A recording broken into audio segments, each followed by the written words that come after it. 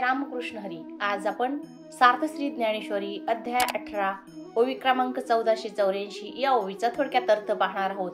ओवी अशी आहे, तैसा श्री गुरु प्रसन्न होये, शिष्य विद्या ही स्थिर लाहे, परी ते फळे संप्रदाय उपासिलिया। या ओवीचा थोडक्यात अर्थ असा आहे, सद्गुरूंना गुरु मानून त्यांची तन्मनधनाने सेवा केली असता ते प्रसन्न होतील आणि आपणास आत्मिक स्वरूपाचे ज्ञान प्रदान करतील।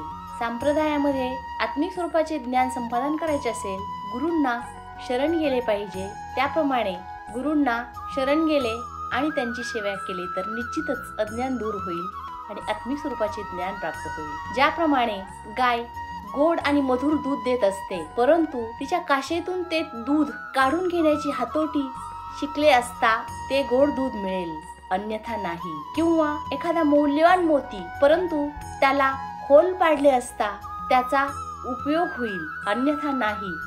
त्याचप्रमाणे संतांना गुरु मानून त्यांची तन्मनधनाने सेवा केली, त्यांना शरण गेले तरच निश्चितच तुम्हाला आत्मिक स्वरूपाचे ज्ञान होईल आणि हे ज्ञान सर्वात श्रेष्ठ ज्ञान आहे। या ज्ञानाच्या जोरावर निश्चितच मोक्षापर्यंत पोहोचता येईल। जय जय रामकृष्ण हरी।